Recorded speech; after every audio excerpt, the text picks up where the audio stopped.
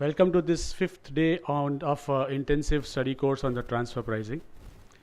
Uh, Up to now, these 4 days we have got a lot. I'm sure in next 2 days also, there are very important topics and very good speakers, and there is also a panel speaker, and I'm sure we'll all gain from their experience and knowledge.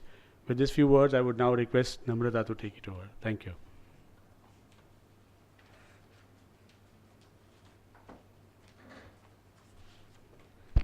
A very good morning to one and all. The speaker that we are having today to address one of the key practical issues of AMP, that is marketing intangible and issue of shares, is one that we have heard only last week and therefore would not require a very elaborate introduction. And yet, for the sake of formal introduction, we have with us Mr. Arun Saripalli, who has over 10 years of experience in the field of transfer pricing alone. He has been not only advising clients on various transfer pricing strategies, but also been appearing successfully in front of various authorities such as the DRP and the tribunal. His areas of specialization include tax optimization strategies, value chain transformation, TP documentation, litigation strategy, and defense. And he is also currently handling the much talked about advanced pricing agreement applications. He is a regular speaker, as we already know, at various forums, including the chamber. With that brief introduction, I would request all of you to welcome him with a loud applause. So before we start with the session, I request President Mr. Yatin Desai to hand over a memento as a token of our appreciation to the speaker.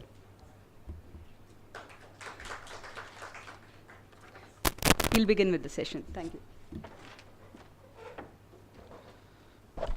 Hi, morning everyone. And that's exactly what I was talking to Namrata when we were having a cup of tea. You know, having this type of an audience on a Friday morning speaks a lot about the interest in the subject that all of you have. And I thank once again all of you, including the coordinators over here, for giving me this opportunity to present my thoughts on these two subjects, which are currently, I would say, the most hotly debated topics in the world of Indian transfer pricing. Friends, if I have to talk about both these topics, not even a day is enough for each of them, but I'll try to compress them and present as many views and thoughts as possible in next 1.5 hours. And the urge remains the same what I said last time. Please feel free to share, discuss your thoughts, because I also want to learn something when I get out of that door. So on that note, let me just start on this topic. We are talking about this concept of marketing intangible, which is the first topic that I'm going to cover. So before I start, any thoughts on what is this issue of marketing intangible all about? What does this speak? Any thoughts? We all of us have heard so many things. Yeah, please. Okay. Anything else? Okay. So you rightly said that it is somewhere promoting the brand of the foreign company that we are talking about. But why is it relevant? What is happening? What is the whole issue all about? So let's go back into the history in time. The concept really and the adjustment which the tax authorities and the transfer pricing authorities are trying to make is very simple. They are saying that the advertisement and marketing expenses which are being incurred by an Indian company is benefiting the foreign company. So it's actually a service which Indian company is providing to the foreign company. So India should get a reimbursement of that expenditure. And top of it, India should also get a markup for the services provided. This is the whole issue. If I have to summarize it for all of you, this is the issue. Sounds very simple. But then how do you identify what is the spend that you have done, which is building the brand of the parent company? And there is this term called Brightline. So Brightline is a tool which is being used by the Indian tax authorities to say that, to determine out of the total EMP spend which is done by the Indian company, how much of that is a non-routine expenditure which is actually building the brand of the foreign company. So let me give you an example. if the total ad spend of Indian company is 100, they are applying this bright line to say that 50 out of this is an expenditure which you have done, which has resulted in a brand building for the foreign company. And that's 50 rupees should be reimbursed by the foreign company along with a markup of X%. Generally, it's in the range of 12 to 13%. What is this bright line all about? The bright line is nothing but they are saying that the ratio of marketing spend to sales is the ratio which is called as bright line. That is what the tax authorities have been trying to use as a tool to see that what is the marketing spend which is benefiting India and what is the marketing spend which is benefiting the overseas company. Let's step back in history again, and I would like to just put across a thought on what is the genesis of this entire concept of marketing intangible and where did it all came about from. It started with the case of DHL, but it gained prominence in case of Glaxo. So the facts were that Glaxo US was acting as a low risk distributor. I think all of you are familiar with the concept of a low risk distributor. Okay. So Glaxo US was acting as a low risk distributor for Glaxo UK, and Glaxo UK came out with a blockbuster product, an anti-ulcer product, which was being marketed by US. That product was so phenomenal that in a year's time, the number of people and the revenue grew significantly. So from about 3 people in year 1, they grew to some 1,000 people in US because of the marketing which was being done by the US guys. So the US IRS came back and said that, look, what is happening is, despite having done so much of marketing and so much of efforts by the US company, we are still getting a routine return. We are getting a 3% or 4% return. We are not getting any additional benefit from the incremental sales that has happened. So we should get something. So then the test was that how do we identify what is that extra benefit that has resulted from the marketing spend which is done by the US company. That is where this bright line was applied. So bright line said that whatever AMP you are using, the ad and marketing spend as a percentage of your sales vis-a-vis your comparables, that excess is something which we will consider as a non-routine or a non-routine expenditure, and that will be something which the overseas entity has to reimburse me along with a markup, because that's the brand building I have done. So this concept essentially, if you ask me, this bright line concept is essentially to be applied in case of a distributor, and we'll get into this, why a distributor, etc. Essentially this has to be applied in case of a distributor, and to determine what should be the additional return which a distributor is supposed to get. But in the Indian context, unfortunately, and we'll just talk about some of more cases in a few minutes, you might have heard about this LG case. LG was an entrepreneur manufacturer or licensed manufacturer. Even in LG's case, this has been applied. So the way it stands as of today, Indian tax authorities are applying this bright line test and this AMP adjustment to everyone, whether you are a distributor, whether you are a manufacturer, irrespective of that. And I have my own thoughts. We'll talk about it in a minute. But any thoughts on this concept? If everyone is clear, I would like to move ahead.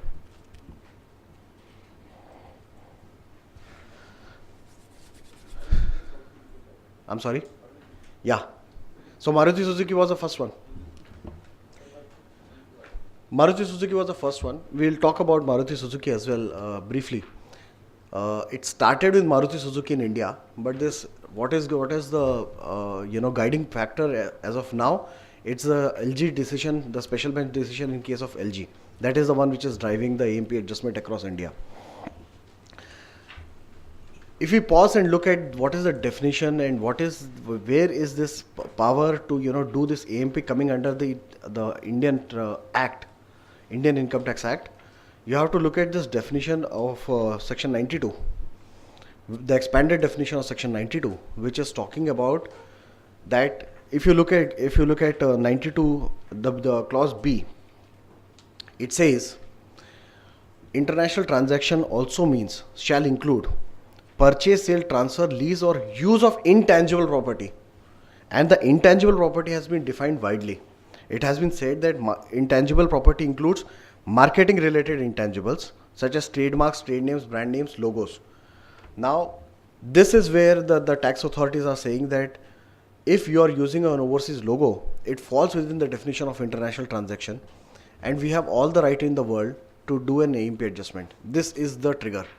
Now, this was not there earlier, but with all these controversies coming up and the taxpayers saying that you don't have the power under the TP regulations to look at AMP adjustment, they have made this amendment. We are all familiar with retrospective amendments. This is also a retrospective amendment. This has been done with effect from 1st April 2002. So all of you know about this retrospective things. Also, they have not stopped here. They have gone a step ahead and they have said that international transactions also mean provision of services, including market development and marketing management. So they have tried to cover this concept of AMP and the AMP adjustment by two places. One, by expanding the definition of section 92B, international transaction. Also by saying that what does international transaction specifically mean. So at two places they have the power now to do this. So, but if you really step back and think that, is it really a service which the Indian company is providing to the parent? Is it happening? Because somebody has built up a brand and now you are using it in India. So you have to pay for that brand to your foreign. That's one way. That's one way to look at it. The way these guys are looking at it is, let's say assume that there is an LG brand, which is a global brand, well-known brand, but not known in India. You are the one who are actually developing that brand in India. That is what the tax authorities are saying. So now let's get into details of why and what are the thoughts. But I have a different thought process in this. If you say that there is a service which is provided by A to B, irrespective, I'm not getting into AMP or anything, but generally think about a thumb rule. When will you say that it's a chargeable service? It's a chargeable service when, let's say I'm providing services to, let's say, him. He should require that service. He should ask for that service. If I voluntarily provide this service to him, it cannot be said that it's a chargeable service. So it's the same thing. Under AMP, LG Korea never said that LG India should do this AMP, promote my brand in India. That was never said. LG was doing on its own so that it can sell its products. But tax authorities are tax authorities. So that's one of the principles. On AMP, I have some more thoughts, but any particular thought which is striking you guys when you think about this AMP and why AMP should not be used as a benchmark? We spoke about what an AMP is. Any thoughts that you guys have? It's advertising and marketing and promotion expenditure. Please ask. I use these technical jargons. Please ask if you're not clear. Promotion.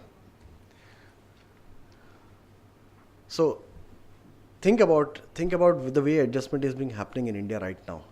What is happening is AMP is used as a yardstick to do this adjustment. But is it fair? Is it fair? The comparison is being done like this, that let's say a company A, its AMP ratio is taken and that is compared with the comparables.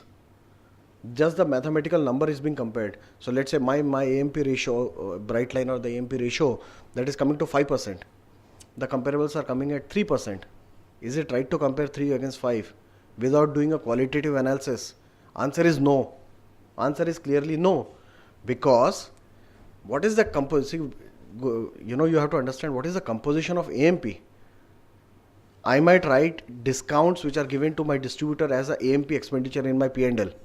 Because if you look at the P&L, there is no guidance on P&L under, as to the heads under which you can classify a particular income. So if I classify my discount which is given to a retailer as an AMP, but the comparables might not be doing, my AMP will be higher. Just because my AMP is higher, can I say that there is a marketing intangible that I'm creating? And is there an intangible in the first place? What is an intangible in the first place? So this is one of the biggest fallacy of applying this bright line. And the tax authorities need to take cognizance of this, because just comparing mathematical number and just looking at 3 versus 5 will not give you the right result. The second thing is, does it really necessarily create intangibles? As I was saying, what is an intangible? What do we understand from intangible? It's a common term. Intangible is something which should give me a profit which is over and above the normal return. So just because I'm incurring an extra 2%, is that 2% giving me an extra benefit? What is that intangible that I have created? So today, if I have to give an analogy, and I was looking at this bottle, Bisleri is an intangible, because when you normally go to a vendor, you never say give me a mineral water. Generally you say give me a Bisleri. Generally, if you in US, if you go, they never say I'll courier you a document. They'll say I'll FedEx a document. So FedEx is an intangible. Brand FedEx is an intangible. But how many mineral waters have you seen having the same type of an intangible? How many mineral waters? I cannot name more than 2 or 3, but there are many more in the market. So the point has to be understood is that every AMP or an excess AMP is not going to create an intangible. So this exercise, by mathematically looking or doing a comparison of 5 versus 3 or 3 versus 5, is a futile exercise. It's a starting point, I would say, but it is not a conclusive, or it is not the end. It's just a starting point. Starting point to say that whether any intangible is getting created. There has to be more probing done into this before you can start making an AMP type of an adjustment. Even AMP for different level of products, in the sense, are you at year 1 or year 5? Correct. That's a very good point. So that's a great point. So let's say I am in year 1 of my business. I have to do a marketing spend. My sales will be less, so my AMP ratio will be on the higher side. That does not mean, if I compare it with the others who are established in the market, it's a wrong comparison to make. So my just one simple point that I'm trying to bring across from all this discussion is that this AMP is becoming a mathematical exercise, and that's not how it should be looked at. Always a qualitative analysis has to be done. This quantitative analysis will give a wrong result. So if you really want to understand, there has to be a qualitative analysis which has to be done. We'll get into this comparables at a later stage. That again I think he made a right point, that when you are looking at these comparables, in my example 3:5, that 5, for determining that percentage 5, which type of comparables are you selecting? What is the age of those comparables? How many years they have been in the business? How many years we have been in the business? That comparison has to be done. So while I understand that, given the limitations in the database and also the limitation of the analysis, it cannot be a perfect analogy you can do, but do an analysis to an extent as far as possible, if you really want to understand that, how this AMP is going to work. Let's get to the case of LG. So what happened in case of LG? I'll just take it off.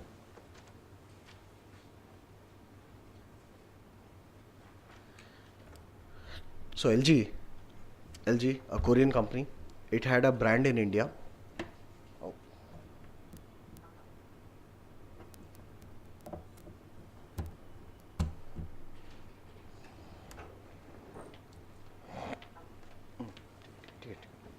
It had a subsidiary in India, and the subsidiary was a licensed manufacturer. And what license this guy was doing, if you look at this AMP spend, it was coming to some 3.85%. So the TPO did a search of comparables, and he said that the AMP spend of those comparables was around 1.39. So he said that this additional difference between 3.85 and 1.39 is an expenditure or an AMP spend which the company is doing for its parent. It's actually doing a brand building of LG Korea and not LG India. And that's why this excess expenditure should have been reimbursed by LG Korea.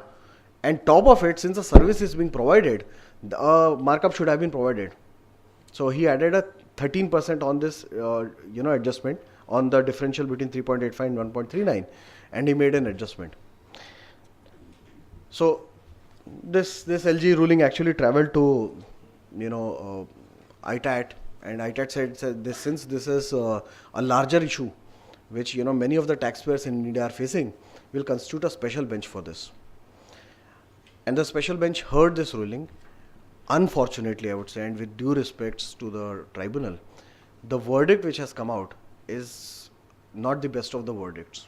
There are some positives and negatives, but more negative than positive. And what they have said is that in this process, if an excess AMP is being incurred by an Indian company, it is going to build the brand of the foreign parent company. And if it is building a foreign brand, then Indian entity ought to have got a reimbursement, and it ought to have got a markup on that amount. What happened was there were 3 members on the bench. Out of 3, 2 have given this verdict. 1 has dissented against, but since it was a majority, this is the view which is prevailing right now, which all the TPOs are using. So some very key observations of tribunal which they have given in this cases, and which is some of them are a bit funny. They have said that there is a difference between brand building, promoting a brand, and promoting a product. I sometimes fail to understand how is this possible. Why will someone promote his brand if he is not intending to promote his products? It's like Samsung. Samsung will never say, I am Samsung. But I'm Samsung for doing what? I'm selling electronic products. So this classification or the hypothetical classification of trying to build a brand as against building a product, it's a very, very, a blurred discussion which tribunal has tried to do. And they have said that if the Indian entity is trying to develop product as against brand, then it is fine. Then you are trying to sell your own products. But if you are doing a brand building, then you are building the brand of the foreign company, and you should get reimbursed. And how is that classification being brought out? The classification is being brought out by again using this AMP ratio. So in the first place, this analogy itself seems to be a flawed analogy to me, with due respect to the tribunal. On top of it, the way it has been approached is in a mathematical way, using that comparison of 3.85 versus 1.39. So this is how they have tried to do. I fail to understand how this is possible. Unless you guys have some different thoughts. Product development means you talk about the characteristics of product. The new product has come, talk about product, what are certain features which affect the market. Rather than this Samsung. The notebook today are much more defined, lot of data given on there. That is the highlight. That is not advertisement. Samsung name is there, but they talk about the product also. The product is the product. See, it's a valid point, but see, you will never say only a notebook, or you will not say an iPhone, or you will not say a Note 5. Below that Note 5, you will write a Samsung. So today, a customer is knowing that if you are promoting a Note 2, it's a Samsung product. They promote it as Samsung Note 2, not just as Note 2. That is the distinguishing factors. So the point is, this product, so let's take this Bisleri. You never promote it as a mineral water. You promote it as mineral water by Bisleri. Or you never promote just like saying only Bisleri. If there is a hoarding which says Bisleri, what Bisleri has in its store? Bisleri is for mineral water. Samsung is for electronic products. So that distinguishing factor between just promoting the product and the brand name is actually a blurred distinction. And obviously, if you look at it from a different perspective, an Indian guy will not like to solely say, I am LG. Okay, good. What are you? What are you trying to sell? I have to say something. I have to say LG leading, leading product manufacturer, leading electronic manufacturer, something of that sort has to be brought out. So this distinguishing thing between only a brand versus only a product, to my mind, is a blurred distinction. A product like Philips, Tata, and BSF, Yeah. here the product, they don't brand, but products are different. Products are different product. Correct. So if you see, Philips ad, the Philips ad which is being screened, it says Philips LED. That's how it comes up. It never comes like LED. Because you will never go to a shop and say, give me an LED. You will like to see, okay, I need a Philips LED because that's the trust that I have in that brand. So just promoting a brand or just promoting a product without a brand is not possible. Brand without a product is also not possible because you don't know what you are promoting. It's the classic case that I promote LG. I don't know what LG is into. What is the use? What is the use of meat for having that advertisement? So that's why I'm saying that both go hand in hand. Both cannot go separate. So that's where I was making that point. The second point which tribunal has tried to, we are running a bit short of time. The second thought that which tribunal has tried to do is try to bring a distinguishing factor between economic versus legal ownership. So what the taxpayer argued that look, what is happening is I have incurred expenditure to promote this brand in India. All this thought of how to advertise my product, how to promote my product is done by me. The key people who were trying to develop this brand were all sitting in India. So all strategies were being made out of India. So if that is so, I am actually the economic owner of this brand, of this marketing intangible, if any created in India. It's not the other person. Tribunal very interestingly said that there is no difference between an economic and a legal owner. Both are same. There is no difference. Okay. I would like to refer to a ruling of AAR in case of Foster's. It's all there in those slides, so you can read it at your leisure. Foster's ruling, Foster had sold its business globally to SABMiller, Foster's Australia.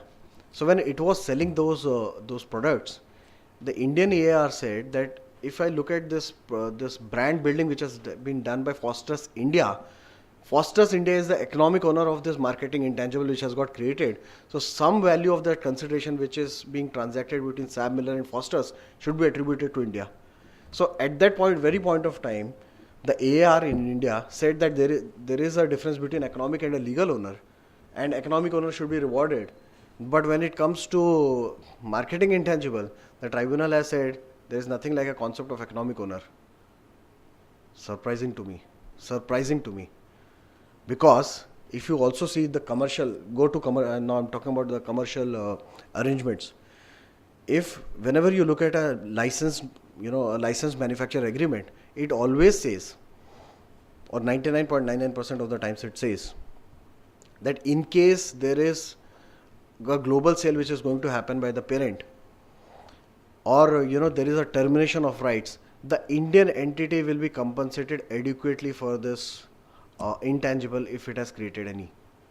Because there is a big intangible, the marketing intangible is a big intangible. You are known in the market because of the expenditure that you have done. You are the economic owner, so I'll compensate you adequately for that. Agreements also say this, but the tribunal in its wisdom said that there is no difference between economic owner and a legal owner. That's where it stands. And that is what even the tax authorities have been taking a view that there is no difference. If you are just doing an excess AMP, I'll make an adjustment. What was the clause of the termination of license?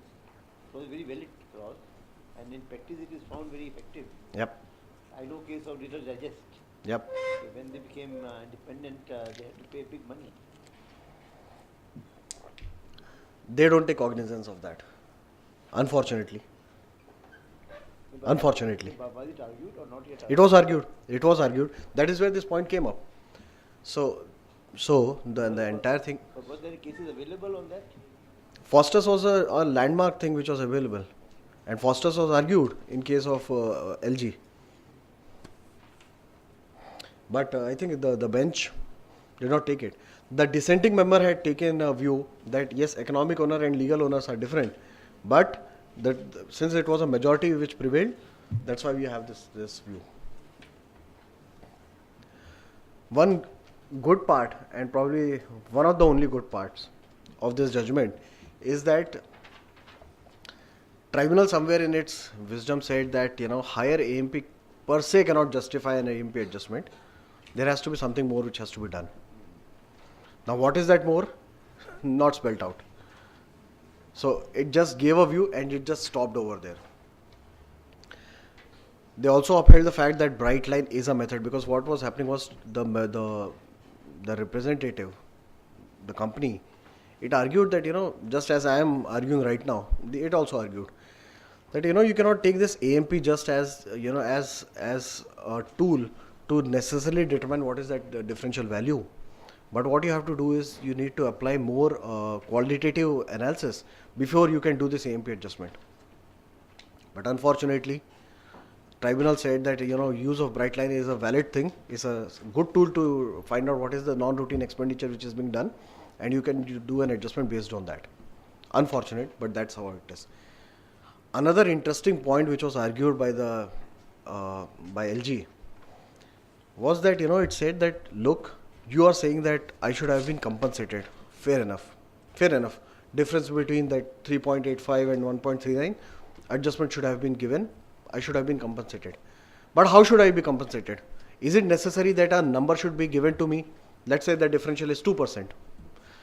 Is it necessary that the 2% plus the 13% markup should come to me as one invoice? Or I can get overcompensated in my transfer pricing itself, which is reflected in the higher margins that I'm earning. Because if you look at the margin of LG vis-a-vis comparables at a net level, LG was making, let's say, maybe 30%. The comparables were making 20%. So there is a 10% additional number which is sitting over in my P&L, which is set through the transfer price. So I am already being compensated by my parent company for this excess spend that I am doing. So why do I require a separate payment? A valid point. But tribunal in its wisdom again said that just because you are earning a higher profit does not mean that there should be no AMP adjustment. This is a completely disregard to the fact that even the OECDs of the world have said that it is not required that a separate payment should come to India, or separate payment should be given to the guy who is doing an AMP spend, if at all. If you are adequately compensating him through the transfer pricing, the story ends over there. Story just ends over there. Because how does it matter? How does it matter if I give 2% plus 13%, or I give you an additional 10% in your sales? I am giving you the return. What more do you require? But no, we are Indian tax authorities. We want to be smart, and we are saying these things. So this is where the tribunal, to my mind, has gone wrong in not appreciating things. Any thoughts, views? It's a Friday morning. But there was no discussion whether the owner of the brand had any direct business or anything like that. There is nothing whatsoever. No business whatsoever. What is the... Unfortunately, I think this is where probably the representation which was being done by the company was a bit laconic. They could have actually argued this. Because if you look at the other side, the way I would have argued, let's say LG India is acting as a licensed manufacturer or as an entrepreneur. As an entrepreneur, I am supposed to take the call. How much sale should I do? How to sell? What market in which I should go? How to promote my product, etc., etc., etc. The only limited transaction that I was doing in this case was importing raw material and paying a royalty. So if I justify that the royalty is at arm's length, if I justify that the imports are at arm's length, by let's say taking the overseas entity as a tested party, let's say overseas entity is a contract manufacturer, I test him appropriately and say that I have given him the right return. I have also done the arm's length benchmarking for the royalty. The story ends there. What is the benefit which is going to the other side? Because any benefit which is accruing to a distributor or entrepreneur is staying in India. Let's say, unlike a case of Glaxo, just go back to the facts of Glaxo. Glaxo was a distributor and that incremental return which was coming from this additional AMP was going to back to US, was going back to UK, and US was getting that 3% return. But unlike that in India case, India is an entrepreneur. So whatever incremental profit or incremental sales are arising, the benefit of all that is staying in India. The only differential which is going to the other side is royalty. I am saying that royalty is at arm's length. The story ends. That purchases are at arm's length. The story ends. What is that incremental benefit that I am passing to the other side? I fail to understand. Probably this is the line of argument which was not told. So that is where the disconnect was. In fact, on this last point of higher margins, I would like to bring across. After this special bench ruling, there is one ruling which has gone in favor of the company, or favor of the taxpayer, which is BMW. So in case of BMW was acting as a distributor, and in case of BMW, it was argued that BMW is getting an extra return. So BMW was getting a return of, let's say, 6% net profit, 6%, compared to distributors who were getting, let's say, 2%. So it was argued that even if I'm doing an AMP, I am getting compensated by the parent through that transfer price. Additional 4% is coming to me. So there should be no adjustment which should have been done in my case. And that was upheld in that case. In BMW's case, this principle was upheld. But after BMW, if I talk about there have been almost close to some 25 odd rulings which have come on this subject. All of them have upheld these principles of LG blindly, I would say, and said that this will, we will do an AMP adjustment, or we'll uphold the bright line concept, etc. Nobody has appreciated all these arguments, saying that it's a special bench ruling and we will apply. The interesting point was when this LG was delivered, there were many more participants because this was a special bench. But when the verdict came out, the tribunal said that this is a fact specific thing, and the verdict of this judgment will apply only to the facts of LG and not to anyone else. But in case of Canon, it was in case of Casio, the Bombay tribunal said, because the bench member was same, Mr. Sayal, he was on special bench of LG and he was on the special bench of Casio. He said that principles of LG will apply to all people, irrespective of you are a distributor or a manufacturer or an entrepreneur manufacturer or a licensed manufacturer or a low risk distributor. Whatever your characterization is, the principles of LG will apply. It's a blind statement he has given, or a blanket statement he has given, which applies. So this LG or this principles are to be applied to all. That's what the view is as of now. Unfortunate, because as I said, if you look at licensed manufacturer or an entrepreneur manufacturer or an entrepreneur distributor, whatever excess profits are going to arise as a result of your AMP are staying with you. Nothing is going to the other side. What are we talking about? And globally, if you see the bright line or the AMP's thing, it's never applied in case of a licensed manufacturer or an entrepreneur distributor. It's always applied in case of a low risk manufacturer or low risk distributor.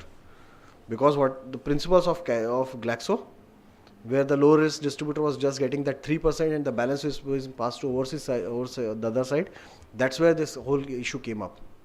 So in my humble view, the verdict of LG is a flawed verdict, unless you disagree with me.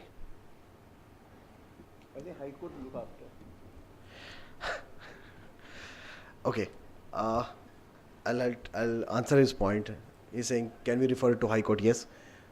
In case of Canon, this matter has been accepted by High Court, and there are 5 questions of law which High Court is going to look at. The hearing was supposed to happen on 18th of April, if I'm not wrong. 18th of March, I'm sorry. But it has not happened, so we are yet to hear what they say. Because in case the 5 questions which have been referred, they are saying that, is Brightline a right test? Can Brightline be applied to everyone, irrespective of characterization? Is AMP the right way to do an adjustment? And is the characterization of the entity relevant? These are some 5 questions. It's there in slides, but yeah.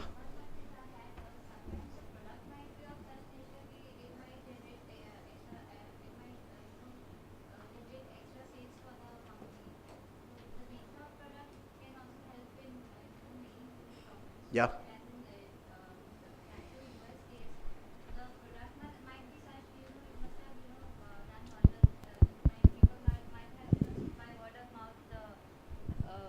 the marketing was done. So Can in you that can you just quickly repeat so that everyone is aware? It's a my- relevant point.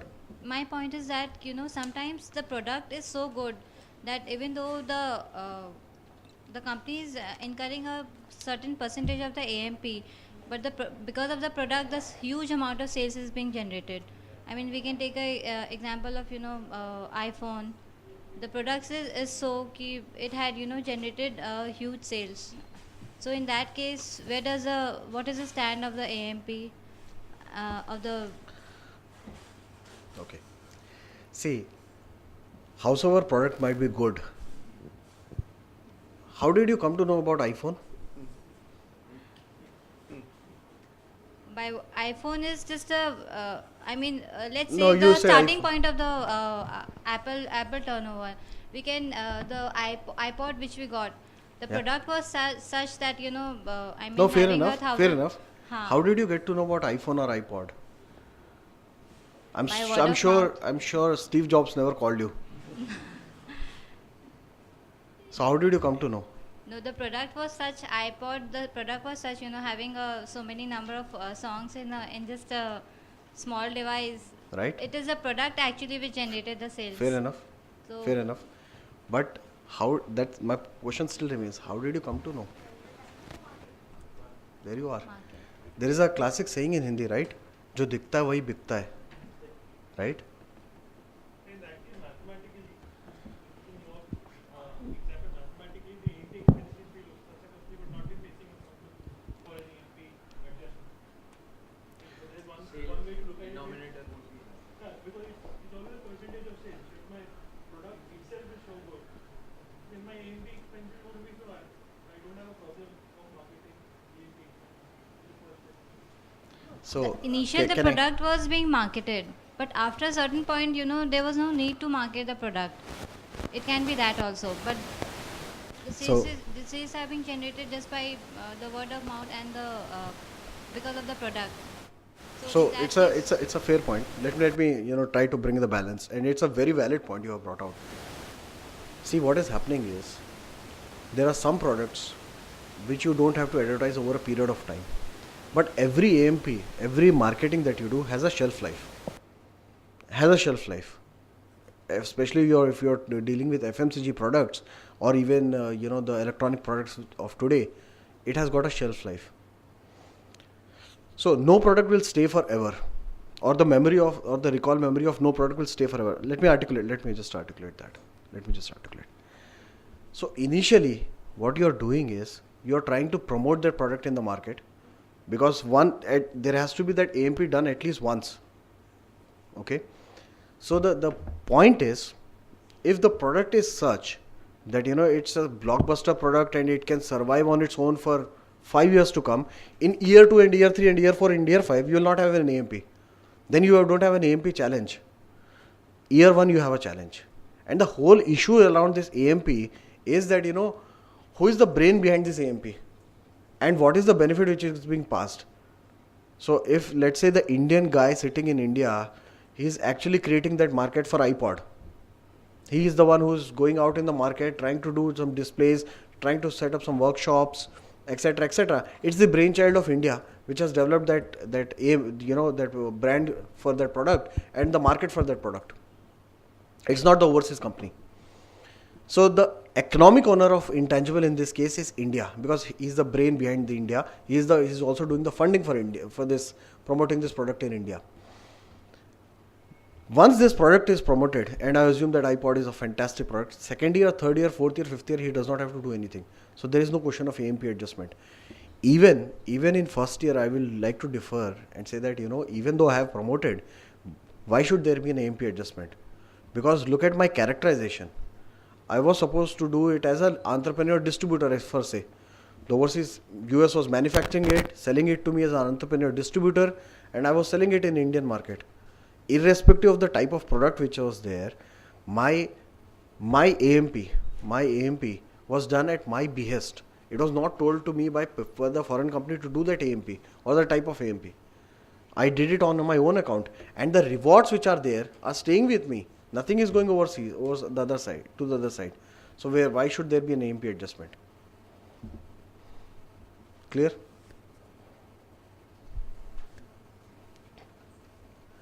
So, yeah. Yeah. Hmm.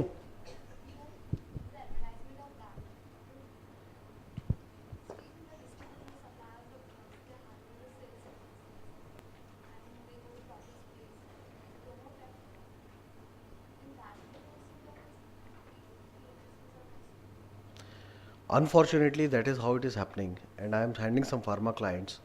This is exactly line of argument we told that if you look at pharmaceutical products, pharmaceutical companies are actually banned from advertising their products unless they are OTC. So you will see a product like a Vicks, which is being advertised, but you will never see a cancer product being advertised. They are prohibited. They cannot, but they are still getting AMP adjustments because unfortunately, the way AMP is being done is it has reduced to a mere mathematical exercise. You are comparing the AMP spend with the AMP spend of comparables and you are making an adjustment. That's not how it should be. That's where you go back to that composition, because you rightly said there is a difference between the brand building efforts and selling and distribution efforts, which the tribunal has luckily recognized, and it has said that only the brand building expenses should be considered for AMP computation for the purpose of this adjustment, and any expense that you are doing for selling and distribution should be excluded at all. Let's say you do some give some discounts, dealer discounts, or you distribute diaries to your dealers. Those are not to be taken. Those are not to be considered, because this is again a product selling activity or a selling and distribution activity. But if you are doing a brand building, like you are putting up a logo, a hoarding, etc., that is to be considered. The challenge is I can do it for my own P&L, because I will know what is there in my P&L and what the breakup of that P&L. But if you go to comparables, I will not have that breakup, because as I said, P&L, there is no statutory regulation on how to classify your expenses under the P&L. So someone might classify discount as an AMP spend. There might be one line item, selling and distribution expense. That selling and distribution and promotion expenses can include anything and everything. That's a challenge. That is what I was saying, that reducing this exercise merely to a mathematical number game is futile and unproductive. I just had one point. In case of pharmaceutical companies, the advertisement is not being done to the general public. Yeah. Because they cannot go and buy whatever drugs they want to buy. The advertisement and sales promotion is done through doctors, various conferences. So that also should be taken for the AMP part. That should be taken as an AMP part. Even the brochures which are being printed, that is an AMP. But see, the difference that I was trying to bring across is that when you do this comparison, if let's say there is a branded there is a company which is manufacturing cancer products, and a company which is manufacturing OTC, there is a difference. The AMP spend of this guy will be much lesser than the AMP spend of this guy, because he has to do an advertisement. He can do an advertisement, but this guy is not required, because his product plus the market and plus the regulations don't permit him to do things. So see, this is where I'm saying that qualitative analysis is required. Just don't start looking at numbers saying 3% versus 5% and come to an answer. That's not the right way. If you really have to come to answer, these are the qualitative aspects which has to be considered. There are 14 questions. Sorry, we are already reaching about 11 o'clock. There are 14 questions, and I'll just quickly summarize what those 14 questions are. The verdict in tribunal, the LG's case, is that this matter has been set aside to the file of TPO for re-examination, and when the re-examination is being done, the tribunal has directed the TPO to look at these 14 questions. They are all there, but these 14 questions say they are actually essentially trying to understand in a bit more granular detail that what is the characterization of the Indian entity, what is Indian entity trying to do, what is the brand it is using, what is the brand promotion expense it is doing, so on and so forth, whether it is paying any royalty, etc., etc. So hopefully once we get some verdict out from the High Court, and also the TPO post these 14 questions, we'll have some more clarity on this issue. But at this point of time, the way it is happening, TPOs are doing a mathematical exercise, compare your AMP with the AMP of the comparables. Some of them are being kind enough to remove selling and distribution expenses while doing this exercise, and the adjustments are being done. That's where it stands. Any views, any thoughts, any questions before we move on to the next subject? Issue of shares. Good. Sorry? He has not passed an order. He has not passed an order yet. LG? LG. Yeah. I wanted to ask if this brand promotion and product promotion. Now suppose that LG was there. So initially it was only known for its TV. Okay. Now company is getting expensive for the promotion of TV. That is a product promotion. But now because of that, LG has become famous. And possibly that is a factor because of which LG mobiles are also recognized by people. The point that I'm trying to make is that brand promotion is different. So then the AE should compensate because brand as a whole is getting developed for more than one product. If you were sitting with a TPO, he would have appreciated you. You would have said, this is exactly what I'm talking about. No, that is not what it is. Think about it. Just think about it. The starting point for an AMP is what is your characterization. First place. Second thing is talking about your thought about brand promotion versus product promotion. LG as TV, fair enough. But when they launched their mobile products, mobile phones, what did they do? They said there is a mobile in the market without putting the brand of LG. Because that's what I'm trying to say is that both go hand in hand. It cannot be that you'll say just a mobile. You say it's, let's say X4. You cannot say X4 is there in the market. Who will buy an X4? X4 with an LG, someone will buy. Or you put only an LG. What is LG? It's a manufacturer of electronic devices and products. That's why you go to an LG shop. So both go hand in hand. That is what I'm trying to put across. Yeah, please.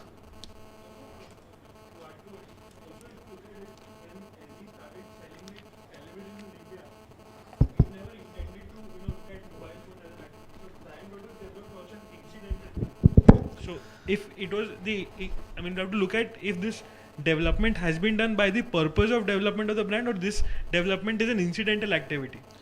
And also just one point, just last point is, what is the benefit which is going to the other side? AE. What is the benefit? Possibly that sales of phone has increased or something. Okay. LG brand has developed. Okay. Products are benefiting or in the mind Okay. of people. Okay. Think LG as a brand, as a better brand. Okay. Very good. That is the only Right. intangible benefit that is happening. But who is getting the reward of that benefit? India is an entrepreneur. Who is getting the benefit? India. What is the benefit which is going to the Korean company? Nothing. Nothing. That's why I said, if Indian entity is paying the royalty and you demonstrate the rate of royalty to be at arm's length, that's done. That's over. You paid him 3%, and 3% is at arm's length, over. There is no benefit which is going to him. So where is the question of he reimbursing you for something? The simple logic in transfer pricing or any commercial logic, commercial discussion is, I will pay you only if I get benefit. If there is no the benefit, why will I pay you? See, there is some benefit. Why do you say there is no benefit? Which is? See, basically, when we are talking of Apple products, i4 and iPhone, so it's fit in your mind that Apple has become a good brand, and Correct. tomorrow when I am going to US, I might end up doing a lot of imports or maybe buy a lot of products from there also, based on the brand that I have recognized in India. Correct. Okay. Fair enough. But is it core or is it incidental? It is incidental. It is incidental. See, we are coming back to the fundamentals. Look at Apple India. Assume that Apple has India operations. Apple India, as an entrepreneur distributor, did all the thought process of how to promote, etc., and it is also reaping the benefit. It is not paying the other side anything, it is getting the benefit. Whatever it is paying, that's at arm's length, the story is over. So any incidental benefit, like you going to US and buying a product from there, it's an incidental thing which is happening. Incidental. If you look at this guy, he is getting his reward. So just think about it, because if I start saying that everything is incidental and I should get paid for everything which is incidental, there is no end. Then the global profits, then we will say that the entire profits of the world should be taxed only in India, because we are a 1 billion population and we are the one who is driving the world economy. Doesn't work that way. Justify royalty to be at arm's length and the story ends over there. Perfect. Yeah. These royalties that we are talking about is for the brand. Brand and technology. Brand and technology. When you give the name for the product that you buy, what they want to ensure is the quality. The name is a quality product. They may not do anything, they may not manufacturing mobile. Yeah. When naming name, like India has a Bajaj Electricals, example, they have no product of their own. Correct. People still buy Bajaj because they built a brand in my characteristics and quality guarantee. And I guarantee the warranty. For that itself they get the payment. Perfect. So I'll just add to what he's saying. Just think about it. Will LG be able to sell its product if LG brand was not there? Think about a very simple example, and most of you sitting in this room will echo with me. If I have to buy a car today, what will be my first choice? A mid-size car. I'll think about a Hyundai. I'll think about a Ford. Tata will be the last priority that I have. Yes? Why? Why Tata? Why not Tata's? Indian brand. The brand value of a Hyundai or a Ford is much more than India. And who has created that brand? Even before they came into India, there was a known presence of that brand. So this is a precise point which was argued in case of Maruti Suzuki. Because in Maruti Suzuki it was said that Suzuki is actually piggybacking upon the brand of Maruti. But the point is, will someone buy a car if it is only manufactured as Maruti? No. It is bought because Maruti plus Suzuki. And people know that Suzuki is a global brand and it has a quality. So it's Suzuki which is piggybacking upon the brand of Maruti which is piggybacking upon the brand of Suzuki and not the other way around. That's... Yeah? Yeah. Kinetic didn't work. Correct. That's the point. That's the point. So it is not that they are getting benefited, but the Indian entity is getting benefited. And the fundamental point again remains is whatever benefit is happening is staying in India. So why should someone else pay you for that additional effort? It's like this, that I will invite to you for a dinner. I'll make you eat the food and also pay you on top of it. Why will I do that? Ridiculous. That is what the contentions of TPOs are. Yeah. One last question and we'll move to issue of shares. Initially, our advertisement expenses for a new person doing the foreign brand will be higher. Subsequently, that goes on reducing. But in my case, suppose it does not go. Means that brand is still promoted and I am incurring losses at net level. So, what can be the argument? Means my expenses are very high. Means it is more than suppose it is of 7 and my comparables it is 2 or 3. So what can be The answer lies in your characterization. Characterization and setting the right TP policy. So, if you are a licensed manufacturer, you are supposed to incur losses because you are supposed to buy products which will give you right level of GP. And NP is something which you will take care of. And over a period of time, you will become profitable. But if you are, let's say, a low risk distributor and incurring losses and not getting reimbursement for AMP, then it's a challenge. Go back to the example of Glaxo. Glaxo was acting as a low risk distributor, doing a phenomenal AMP, not getting rewarded for anything. That is where the challenge is. So the answer lies in characterization and the right TP policy. If you have these two, you should succeed at some level or the other. Yeah, please.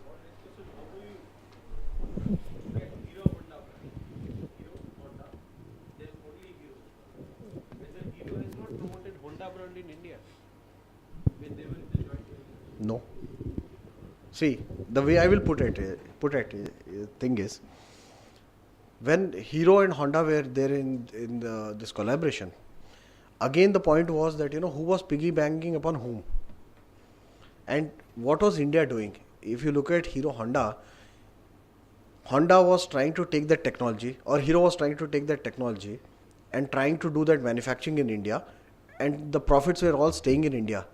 Only payment which was going over to overseas entity was again payment for technology fees. That royalty was being paid, which again is continuing till I think some 10 or 15 years. That's continuing till the time the technology is exhausted. Though India created a brand Hero Honda, and someone piggybanked upon someone, the entire residual profits or the excess profits which came up all stayed in India. They never went to Honda. So why should Honda reimburse me for that? The only payment which went to Honda was that 3%. And think about it. Because of that brand which was created, Hero Honda, even Hero is staying on its own now. Correct. But Hero is staying on its own. So Hero is staying on its own because what has happened is, of that all that spend which has created, there are two names which have got created, Hero plus Honda, right? So the Hero brand is staying still. Otherwise, if standalone, if Hero was not there with Honda, it would have been a Tata.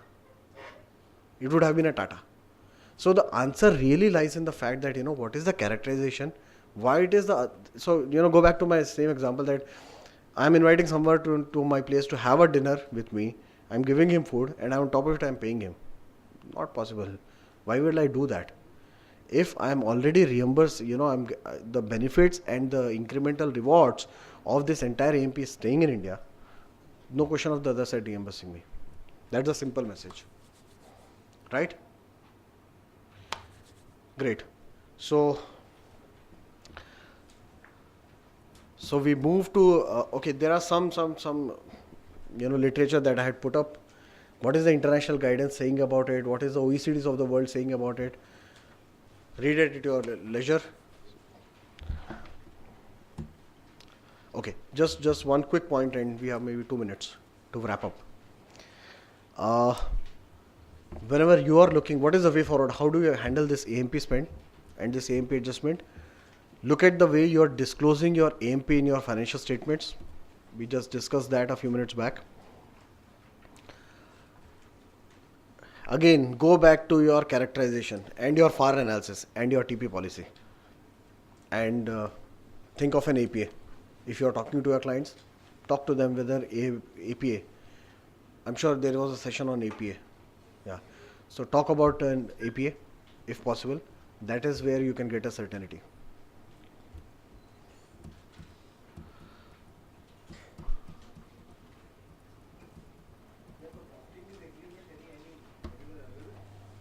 Drafting of?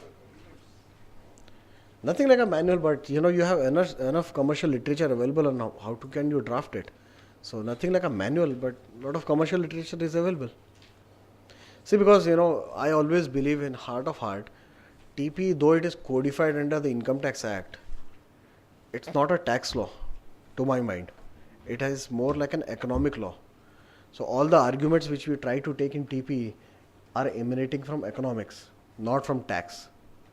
We are trying to blend economics with tax. So there is a lot of literature which is available. Issue of shares. I'll take a minute.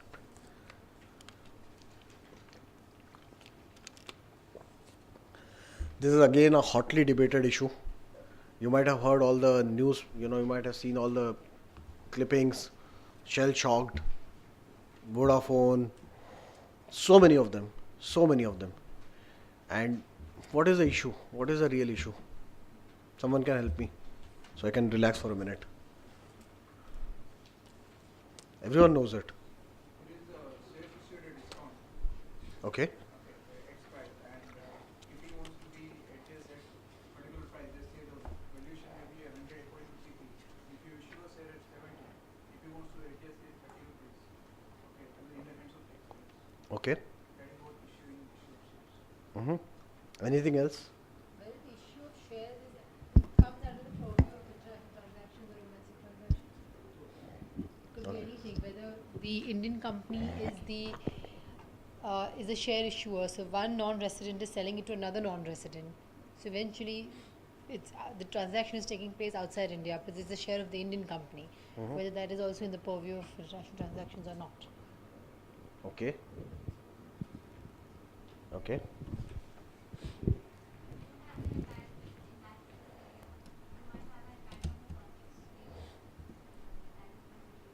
Mm-hmm. Possibly 10 rupee share is issued for 180 rupees, and when the shares are bought back, the profits are being distributed to the nations abroad. Okay. Okay. Interesting. I'll answer all the 4 points. I have a slightly different view on this. The real issue in this share issue transaction is that what is happening is Indian subsidiary has issued shares to the foreign company, and while doing so, it has adopted a valuation method. Earlier there were CCI guidelines which used to say PECV, profit earning capitalization value method, and now it is DCF, discounted cash flow. So using one of the methods, shares were issued. Let's say they were issued at 50 rupees. The TPO came back and he said that the valuation which has been done is inherently flawed and it is wrong, and the value should have been, let's say, 150. So this 100 difference between 150 and 150 is being treated as an income which should have been received by the Indian company. The story doesn't stop here. They are also saying that since this income has not been received, it's an overdue receivable or a loan which the Indian company has given to the other side, so an interest should be computed on that. So there are 2 adjustments which are being made for 100 and interest on that 100. This is what the issue is. Now there are 2 things I would like to clarify before we go, and I think Kinjal, you made that point. There is a difference between issue of shares and transfer of shares. What we are dealing in case of Shell and the Vodafones is issue of shares, not the transfer of shares. Transfer of shares from one non-resident to another non-resident is a taxable transaction because it has an underlying capital gains impact in India. So to determine the fair value of that impact, you need to have TP provisions in place. It fits within the definition of 92B. But issue of shares might not be. That is what we are going to discuss in next few minutes. Huge adjustments. In case of Vodafone and Shell itself, the adjustment has come to some 19,000 crores. Big numbers. And by the way, we should give a pat on our back for this. Indians have always been innovative. We have many inventions in the past. We were the one to discover zero, etc. But we are the first one in the world who have made this adjustment. No one has ever made an adjustment on FDI.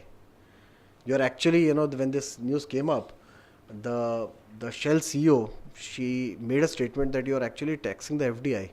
It's like this, I'm putting money into your country and you're taxing me on that money. That is what you're doing. Pat on our back for this. So, as I said, this is the adjustment which is being made. What has happened? And I'll discuss the merits, but just want to quickly tell you the story of Vodafone, because Vodafone is the most talked about, the most high-pitched litigation. What has happened is TPO passed an order, draft AO order was issued, and Vodafone preferred a writ to the High Court. It said that TPO has exceeded its jurisdiction because this transaction was never going to come within the purview of section 92B or 92 at all. But this has gone, he has exceeded. That's why I'm preferring a writ to quash this. So, the High Court here, heard the Vodafone out, and then it said that before I get into merit of this, there are 2 points which have to be considered. The point number 1 which has to be considered is that, in the first place, who has examined the jurisdiction, that whether this transaction is taxable or not, that has to be examined first. Because, if you go back and you have been having lectures on TP is what? TP is a merely machinery provision. TP is a provision which says you have to compute the fair value having regard to arm's length price. But before that, it has to fall under one of the charging sections. Who has determined the charging section for this transaction? Who? No one. Neither the AO did that, neither the TPO did that. So there has to be someone who has to examine this first. So then High Court in its wisdom directed the DRP to have a look at this transaction and look at the jurisdiction of this transaction, whether it is taxable transaction or not, and if it is taxable, then the TP will apply. So on that note, this matter was set aside to the files of DRP for adjudication, and 60 days was given to the tribunal, and it was the verdict was that in case if the Vodafone is not satisfied with the DRP verdict, it can prefer an appeal directly to the High Court, notwithstanding the fact that it has a ITAT remedy available. So the matter is currently before Bombay High Court. Again, it was slated for somewhere in the hearing, somewhere in the month of March. Don't recall the exact date, 16th or 17th, but it has got adjourned. So this is where it stands as of now. I have 4 points to ponder in this.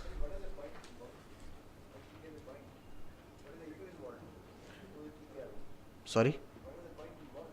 The point is that, is this income taxable in the first place? Nobody had examined that when this Vodafone was happening. So neither the AO just said that, he gave a reference to the TPO without application of his mind. And TPO also did not say that how this income is taxable under which head of income. He never said that. And as we are saying, TP is merely a machinery provision. You have to know this first. Now there are 4 points which I would like to, you to think about. Is that, whether there is an income which is arising. Because, if you go to section 92(1), section 92(1) starts with the point that, first of all, there should be an income which should be arising.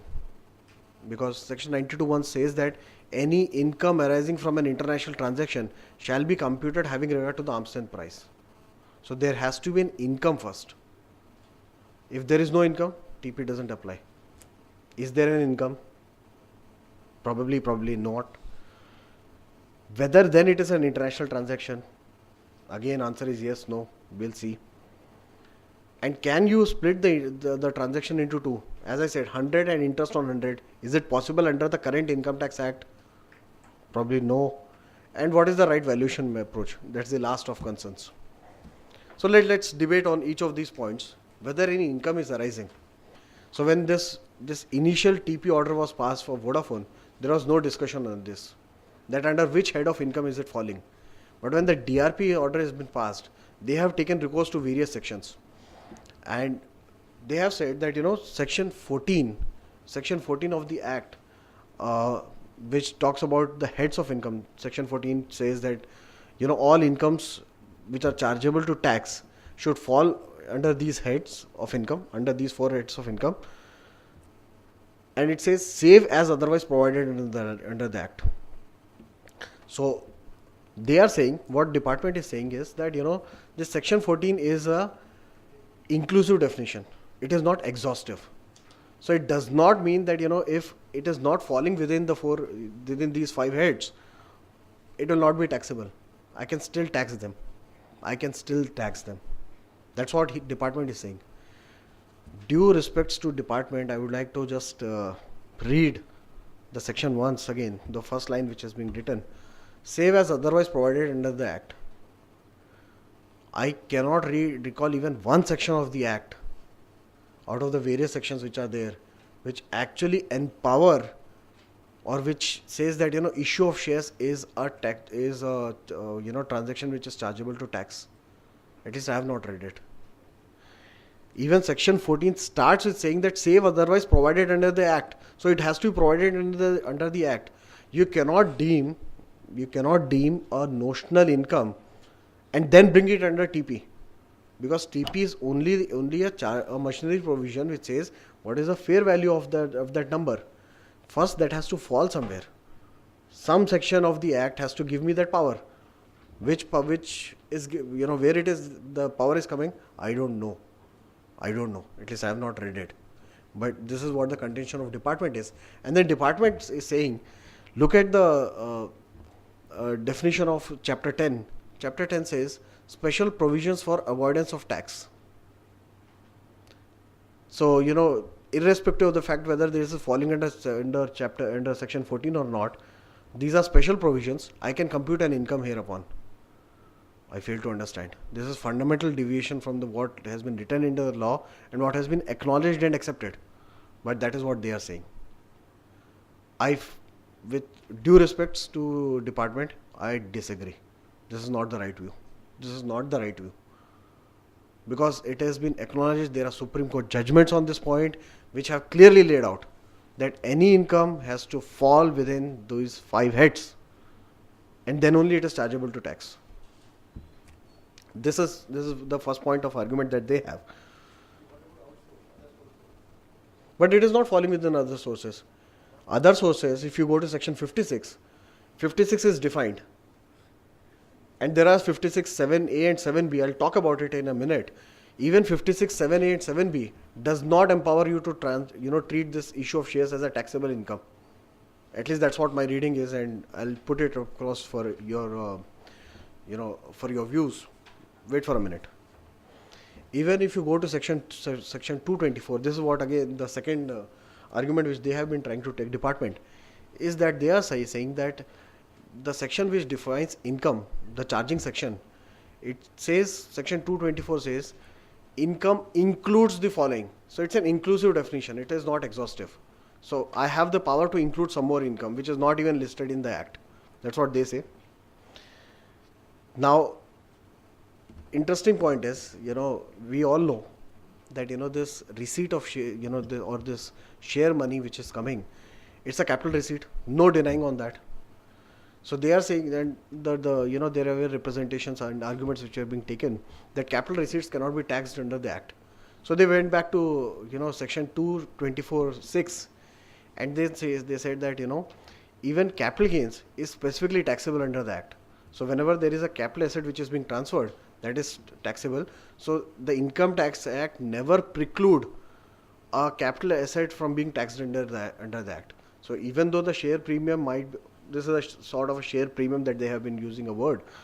Even though it is a share premium, the share premium is still taxable because the act gives a power to tax the capital receipt. That's what their argument has been. I agree with that view. I agree that capital receipts are taxable. I'm not denying. But they are taxable if specifically provided under the act. Look at the definition of section 224(6). Is it really giving you that power to tax the issue of shares? No. And there are then specific exclusions under 47. Section 47 of the Act gives specific exclusions when a transfer of a capital asset is not treated as a transfer. There are exclusions on that. So either it has to be specifically excluded or included for it to be treated as a taxable or non-taxable thing. You cannot deem something to be taxable. But that's what the department's view is. They have again placed a reliance on an interesting case law which I discussed last time. If you recall, there was a case law of Castleton, and Castleton ruling said that irrespective of whether it is chargeable to tax or not, you will have to still do TP compliances.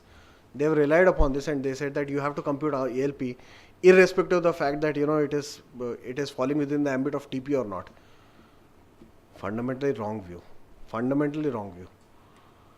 These are arguments they are putting for the sake of putting arguments. It's like you want to say that this is not a lamp, but this is this is not a lampshade, but this is a mic. And you can argue for endlessly that this is a mic, and you can say that because it looks like this, it has a shape like this. You can put all those nonsense arguments. These are the way they have been arguing, because none of these sections that I'm talking about empowers you or gives you a right to tax this. Another interesting point which they have brought is saying that this issue of shares is not specifically exempted from capital gains. As I said, under section 47 there are specific exclusions. They are saying that if you go to section 47(4) and 5, 47(4) and 5 for everybody's benefit, they talk about transfer of capital assets between a holding company and its subsidiary. and in either case the recipient should be a Indian company. They are saying that the issue of shares is not specifically excluded out, and since it is not specifically excluded out over there, that's why it is chargeable to tax. Hold on, valid point, but my fundamental point again is, if you say look at section 45, it say, or go to section 224. 224 specifically says that a capital asset transferred, not issued, is chargeable to tax. If it is, so there has to be a specific inclusion first, and then there has to be exclusion. You cannot say that, just because it is not excluded, it will be included. It's like putting the cart before the horse, and not a horse before the cart. Ridiculous, but that is what they are doing.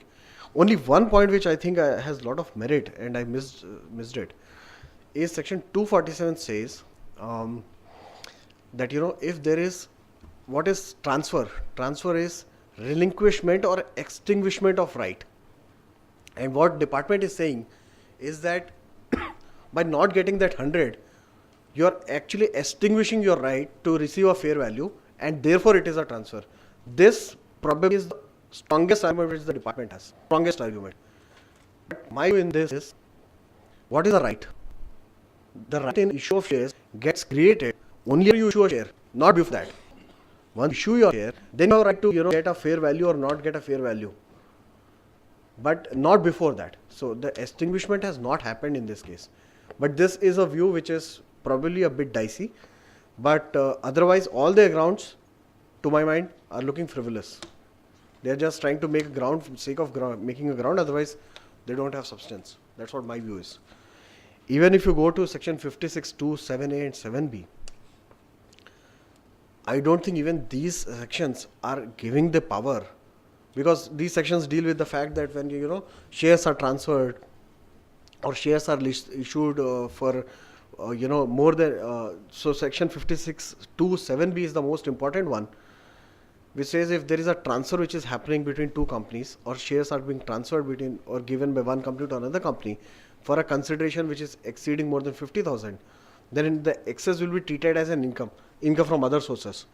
But the key word over there is that consideration should be received by from a person resident in India. So A has to receive from B, and that B has to be resident in India. In this case of Vodafone has received money from Vodafone Inc., which is not resident in India. So 56(7)(b) does not apply to them. So even over there, it does not fit. So I don't know where they are heading for, but these are the thoughts that they have. This was the point that I was talking about, section 247. Having said this, so before I move and we have some time, any thoughts on these arguments? Anyone would like to be on the department side, not on my side?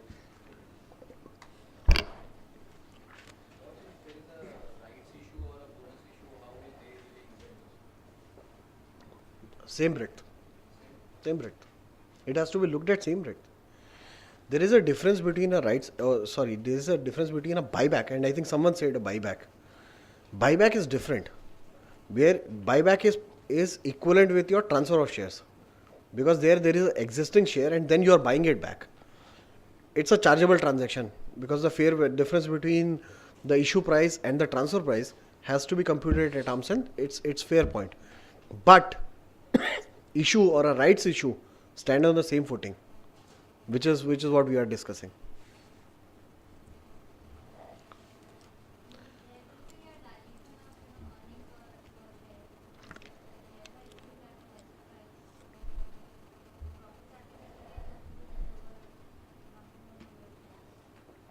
No, how? How come? No, sorry, I did not get that question. If you can repeat. The profits of the company are ultimately distributed among the shareholders. Yeah. And if the shares are earlier issued at a much discounted price, then the profits will be distributed to those shareholders irrespective of the fact that they have paid less prices for the shares. Okay. I mean, the minorities stake are they are at stake. You know, their profits are at stake because of the dilution of the shares. See, if you talk about a listed company, this issue of shares does not arise at all, because you are issuing at a market-driven prices. These issues are arising in case of unlisted companies. So most of the unlisted companies, either it's 100% holding or close to 100% holding that we have. That's point number one. Second, if you see what is happening is, if you look at EPS, earning per share, that's a post income that you have done. And what are we talking about over here? We are here to determine the fair value of income. Okay, I take your point that there is a dilution of income. There is a dilution of income which has happened. But the dilution of income, is it a taxable transaction? What is the tax payable on that? What is the tax payable on that? Because you will pay tax on dividend which you are distributing. Dividend is X number. How many shareholders you are paying it to is irrelevant. You are paying it to 10 shareholders. That has no impact, because my dividend distribution tax is to be computed on the value that I'm actually distributing. And the income which is before EP, the earning that I have determined, if that is at fair value, what I have to do with that? It's a commercial call which company has taken. Tax is not to be paid. And the third reason which has also been argued by Vodafone and many more is that, look at it, I wanted to infuse 100 rupees into India, assuming it's a 100% holding. I wanted to infuse 100 rupees into India. My shareholding is already 100%. If you priced my share at 100 rupees per share, I would have bought one share. If you would have issued, if you would have said that my share price was 10, I would have bought 10 shares. There is no motive for me to undervalue or overvalue my shares. Absolutely no logic. Why should I do that? Yeah, stamp duty. Yeah.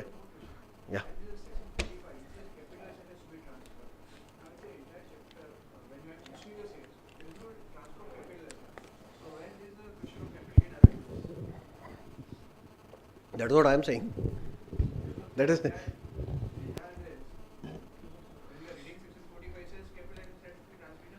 Yep. And there is a fundamental difference, and go back to my discussion. There is a fundamental difference between issue of shares and transfer of shares. Transfer of asset and issue of asset. So these that's why I'm trying to reiterate myself that these are frivolous argument, except that 247 relinquishment of right, where I said they have some ground, but other than that, all of them are weak grounds. Then it's a bit dicey view. I'll tell you where the department is strong on that. What department is saying that the shares that you're issuing, where your inherent rights. So I as a company has these shares, and I had the power to issue these shares. So in this process, what could have happened is, I had the right to receive the fair value, which is 150, but I received only 100 or 50. So in that process, I have relinquished that right of 100, and that 100 tantamounts to a transfer then, as per section 247(1). Yeah. So this is where the disconnect is. This is where they have a slight.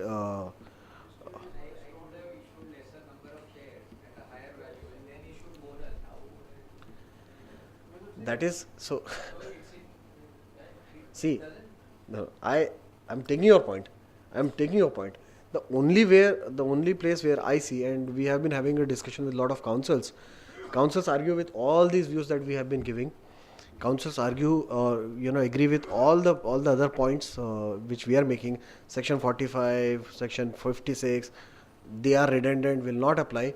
Only section which they are also a bit concerned is Section 247, which is that relinquishment of asset. It stands on a bit dicey wicket, bit dicey. So interesting to see how, yeah.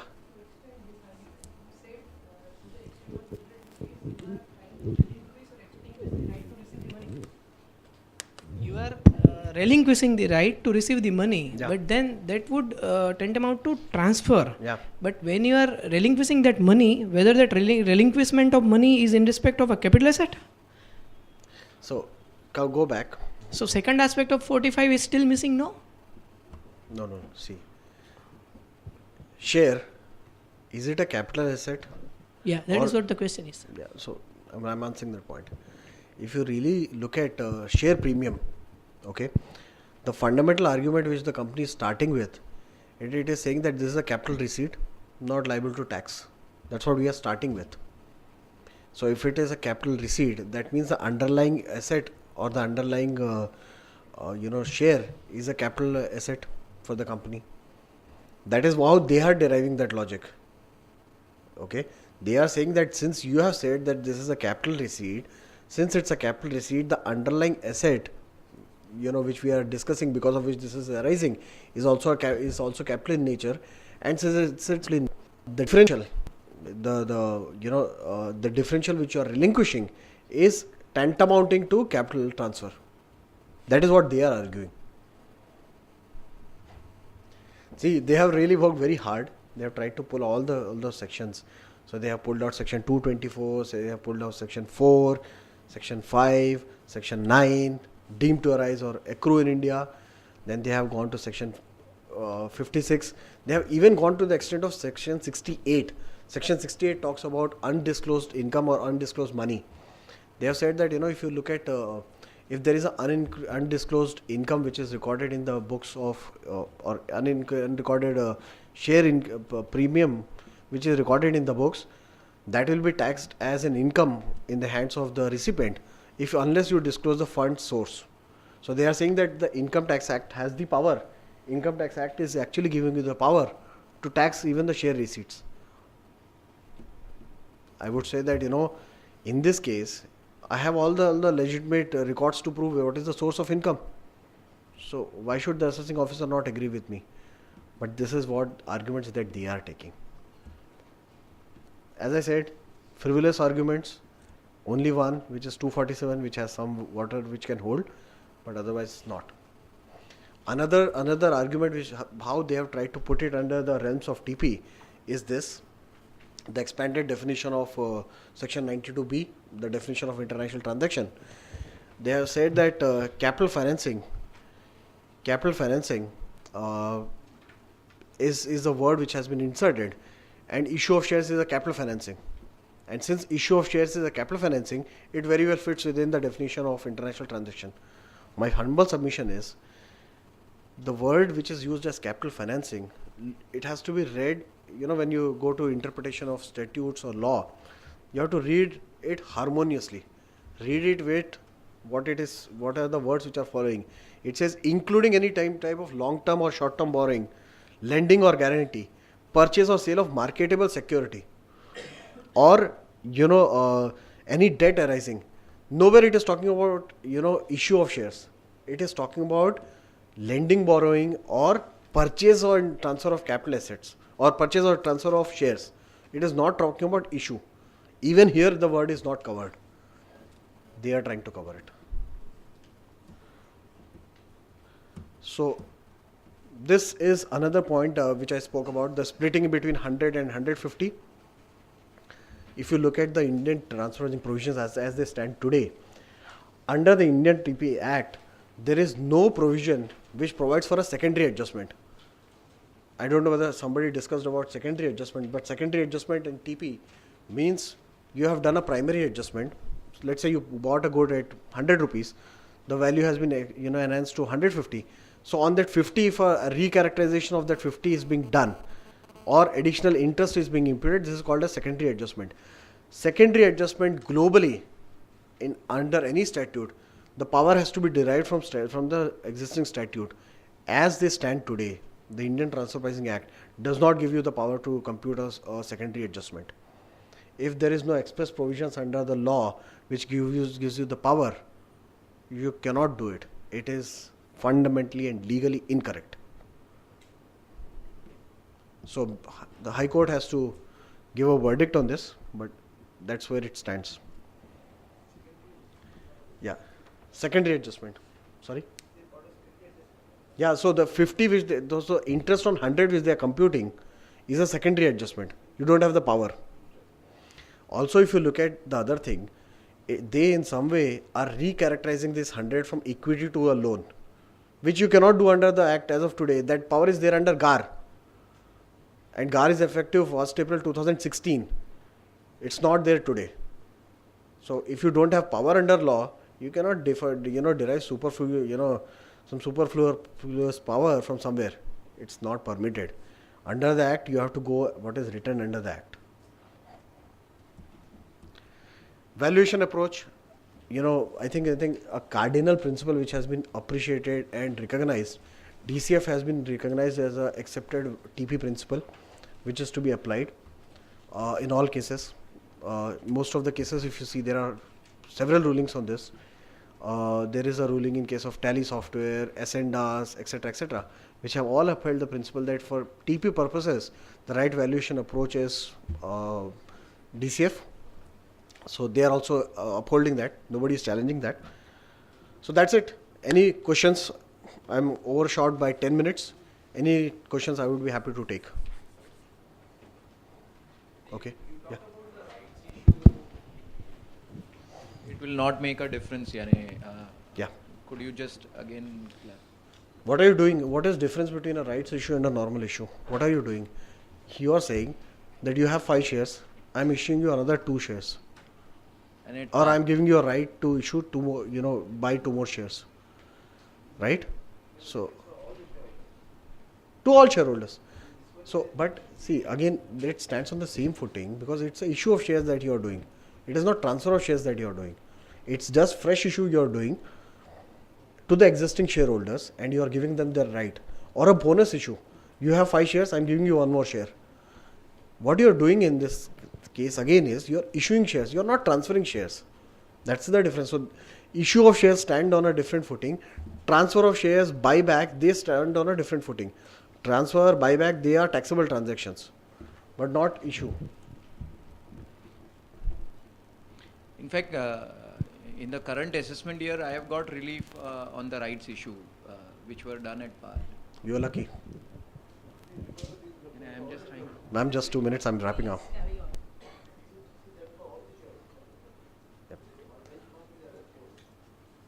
Yep. So, anything I will be happy to take offline, I think. Can't take Apna madam's time. So. I'm actually overshot, ma'am. Actually, there's a break and I think it's good for them. Almost done. Maybe last 1 or 2 questions, happy to take. Okay. Yeah. Yeah, in case of a 100% subsidiary, there may not be any relinquish of rights, but if they are valid shareholders, then of course some rights are transferred from A to B in terms of valuation if it is not appropriate. I'm still coming back to that point is, what is that relinquishment you are doing? That fair value you thought in your wisdom based on the valuation that you have come up with, you said that right number was 100. I can deem that number to be 1000 and say that 900 is what you have relinquished. The fair value which I already derived based on some valuation report is what was the fair value. So where is that relinquishment? There was no one who prescribed that 1000 is the right value and you took only 100. It is your best estimate that you derive, and the differential is what you have best estimate is what you have used as a transfer price. So where is that relinquishment or extinguishment of right? Right? Okay, thank you. Thanks everyone.